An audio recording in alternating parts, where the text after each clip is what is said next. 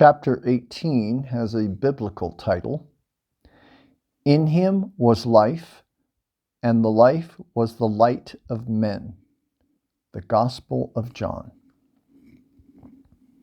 Upon my request, Anastasia took me to see the ringing cedar which her grandfather and great-grandfather had talked about. It was not very far from the glade.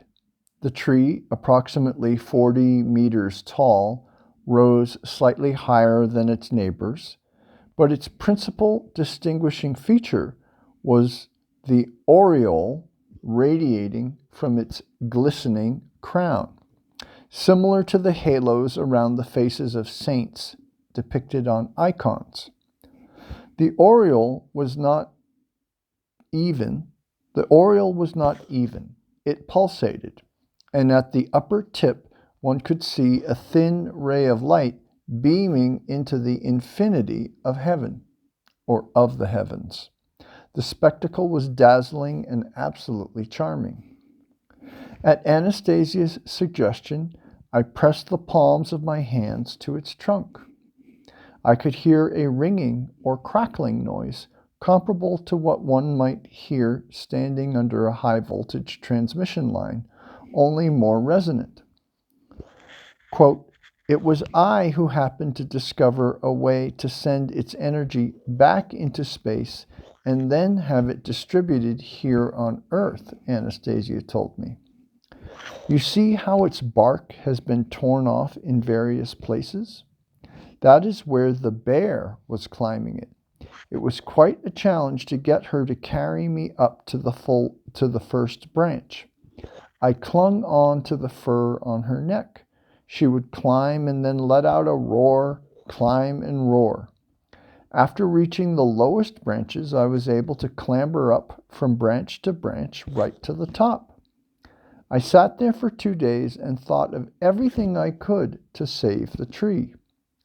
I stroked the tree and shouted up into the sky, but nothing helped."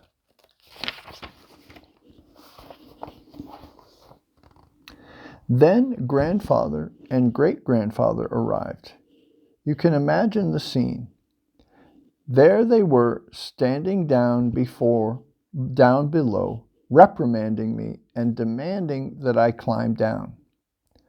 I, in turn, demanded that they tell me what could be done with the tree, how to save the ringing cedar, since nobody was going to be cutting it down. They would not tell me, but I felt they knew the answer.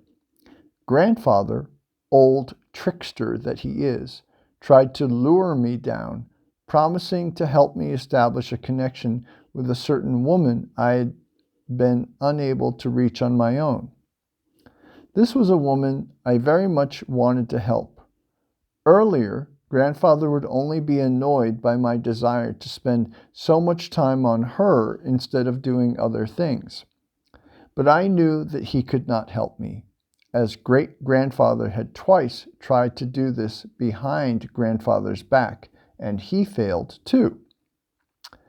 At that point, Grandfather really began putting up a fuss. He seized hold of a branch, ran around the cedar tree, and beat the air with the branch, shouting that I was the most harebrained member of the family, that I was acting illogically, that I refused to accept sound advice, and that he would give my bottom a good whipping. And again, he beat the air with the branch. Now that was a real humdinger of a threat, and even great-grandfather burst out laughing. I too gave a hearty laugh. In doing so, I inadvertently broke a branch at the top, and a glow began emanating from it.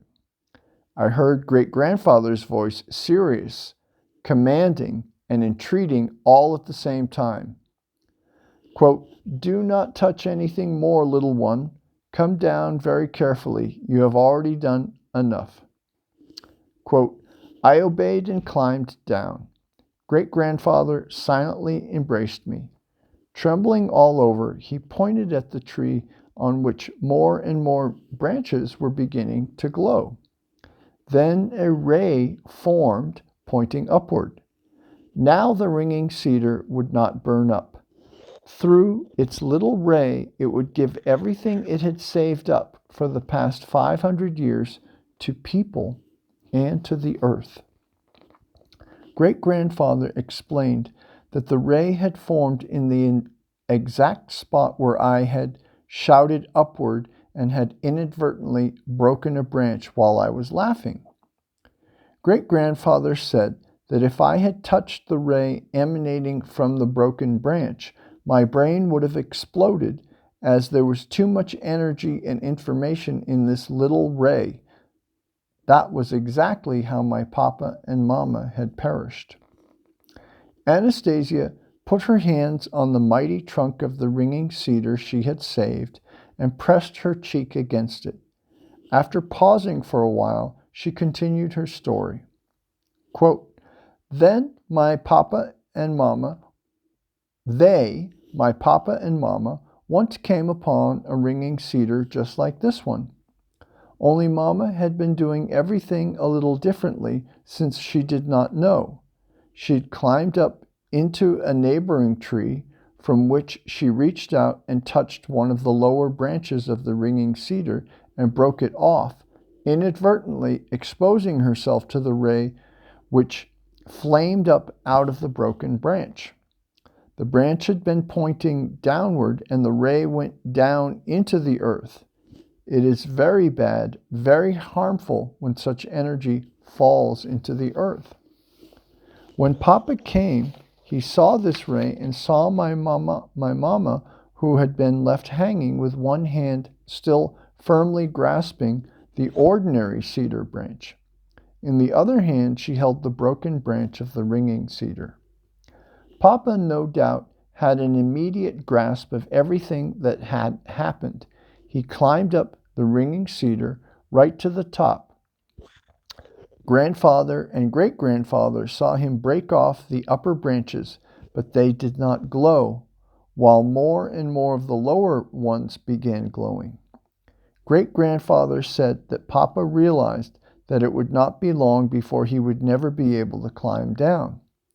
The upward beaming ray with its pulsating glow failed to appear. All that was going on was more and more thin rays shining downward. An upward ray did appear when Papa broke off a large branch, pointing up. And even though it was not glowing, he bent it and pointed it at himself. When it did flame up, Papa still managed to unclasp his hands. The branch straightened, and the ray from the branch directed itself toward the sky, and then the pulsating aureole formed. Great-grandfather said that at that last moment of his life, Papa's brain was able to take in an enormous flood of energy and information, and that he was able, in some incredible way, to clear his mind of all previously accumulated information, and so was able to gain the time required to unclasp his hands and direct the branch upward just before his brain exploded. Anastasia once more stroked the cedar trunk with her hands, once more pressed her cheek against it, and stood stock still, smiling, listening to the ringing of the cedar. Anastasia, that cedar nut oil, are its healing properties stronger or weaker than the pieces of the ringing cedar? The same, provided the nuts are gathered at the proper time with the proper attitude toward the cedar, provided the tree bestows them of itself. Do you know how to do that? Yes, I do. Will you tell me? All right, I shall tell you.